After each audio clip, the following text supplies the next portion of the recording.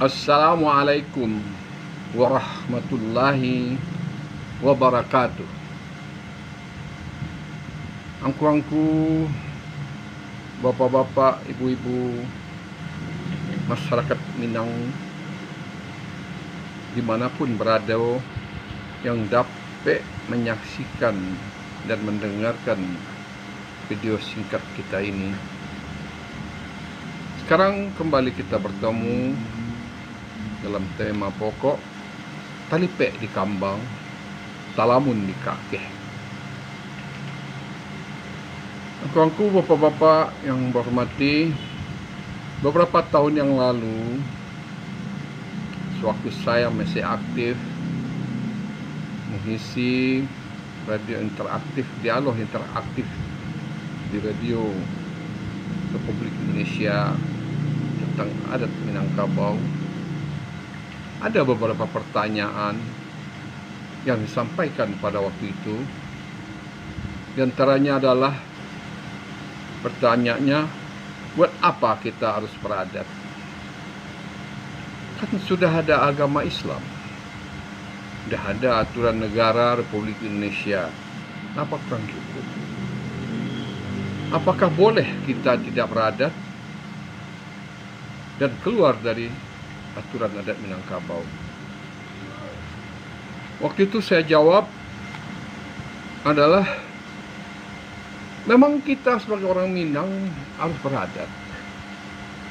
Karena adat Minangkabau itu, aturannya atau aturan Minangkabau itu sudah ada jauh sebelum Islam masuk ke Minangkabau. Dan sebelum negara Kesatuan Republik Indonesia ini lahir, adat Minangkabau sudah ada. Namun setelah Islam masuk Minangkabau, maka adat Minangkabau itu disempurnakan oleh adat agama Islam. Sesuai dengan filsafah, adat bahasa di syarak, syarak bahasa di kitabulah. Syarak mengatur, adat memakai, alam terkembang menjadi guru. Dan kemudian para tokoh-tokoh Minangkabau yang diketahui orang yang teguh dengan adat, kuat dengan agama, bersama-sama ikut dengan para tokoh-tokoh lain berjuang untuk kemerdekaan Republik Indonesia dan kemudian membangun negara Kesatuan Republik Indonesia ini. Maka oleh karena itu, boleh saja, siapa saja boleh, kalau ada yang tidak beradat atau tidak mau beradat Minang lagi, tidak ada larangan, karena itu adalah merupakan hak asasi. Jangankan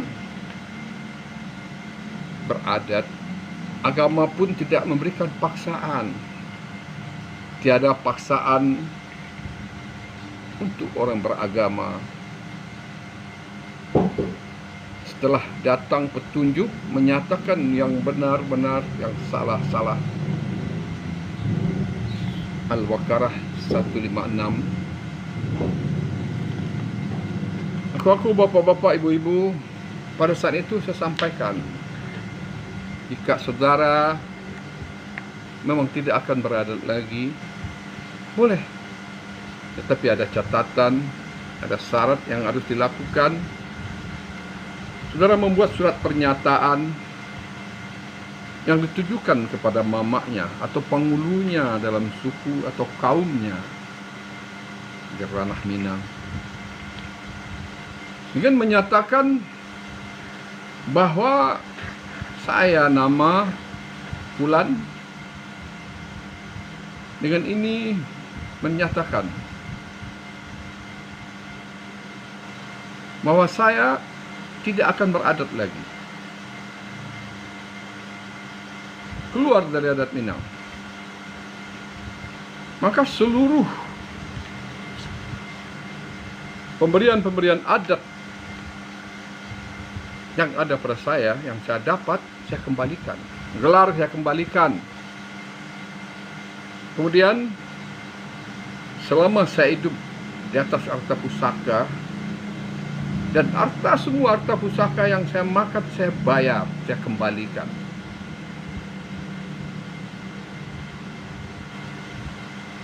Harus melakukan seperti itu. Maka dia kaget, kenapa harus begitu? Begitulah. Karena darah yang mengalir dalam diri kita itu adalah darah hasil harta pusaka. Setiap minang terikat dengan harta pusaka. Setiap minang mengalir hasil harta pusaka. Oh, saya katakan saya kan tidak lahir dan hidup di ranah Minang. Saya hidup di luar, di Jakarta, di perantauan. Benar. Tapi ibu kita, ayah kita, orang tua kita hidup di ranah Minang dengan harta pusaka. Karena di ranah Minang itu tidak ada harta pribadi.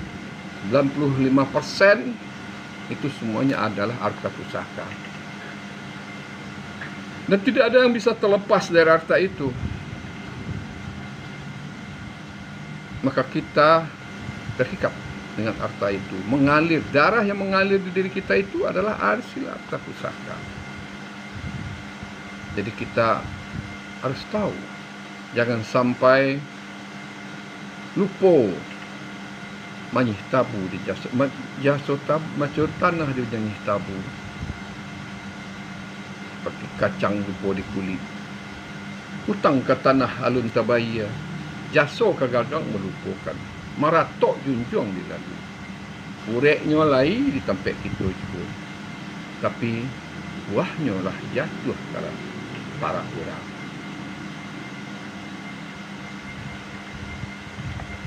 Harus kita ketahui bahwa nenek moyang kita itu adalah nenek moyang yang luar biasa.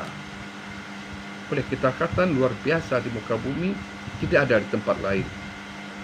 Karena nenek moyang kita, mereka tidak berpikir untuk dirinya dan zamannya, tetapi mereka berpikir untuk anak cucu yang akan lahir berpuluh-puluh tahun atau malah beratus-ratus tahun yang akan datang. Disediakan harta pusaka. Keistimewaan nenek moyang kita menciptakan aturan adat yang sampai saat ini kita lihat sebagai pedoman dalam kehidupan kita, dalam mengerti kehidupan, dan sekarang menjadi di persapa hadat pasien syarak pasien kita pula. Samping harta adat, aturan-aturan dia sediakan sebagai pedoman dalam kehidupan, maka dia sediakan harta sebagai modal awal untuk kita meniti kehidupan. Maka harta itu bukanlah harta pribadi, adalah harta bersama, harta komunal, harta kolektif dalam kaum dan suku kita. Maka tidak boleh dijual, digadai, dijual, dimakan balik, digadai, tidak. Maka seluruh kita yang berada di situ harus tahu bahwa di diri kita ini mengalir harta pusaka. Maka dari itu kita selalu harus bersyukur sebenarnya kepada Allah Subhanahu wa taala. Berterima kasih kepada nenek moyang kita yang telah menaturkan adat atau menyusun aturan-aturan adat yang sangat baik, dan kemudian memberikan modal buat kita agar kita dapat menempuh dalam kehidupan. Bisa kita lihat jika terjadi suatu perkawinan di suatu rumah keluarga, ditunjukkan jika Anda mau ke sawah, ini sawah. Jika mau ke ladang, ini ladang. Jika mau buat rumah, ini rumah. Daun nipah, tembakau padang, api-api 2 seminggu. Habis nikah, bayi ke ladang. Baik, itu adat kami di situ. Namun jika ingin merantau, silakan.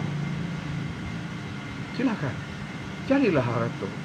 Nalah ada tidak ke kamar. Namun kalau masalah nanti di perantauan, silakan berbalik ke kampung. Kalian punya harta. Semelarai-melarai orang Pinang punya arato, punya sawah, punya ladang. Tapi itu adalah harta bersama yang harus dikelola secara bersama, dimanfaatkan secara bersama, tidak boleh dimiliki. Maka setiap yang memakan itu harus ingat bahwa kita harus bagaimana tetap mencintai Minangkabau itu. Hamka mengatakan, lagu lagah bunyi padati narang kakak padang bunyi ganto ibu-ibu. Biasa suok dapat pagi, biasa suok dapat patang. Minangkabau dia kata. Demikian sajalah dulu pertemuan kita pada saat ini. Mohon maaf dan terima kasih. Semoga bermanfaat hendaknya. Wabillahi taufiq wal hidayah. Wassalamualaikum warahmatullahi wabarakatuh.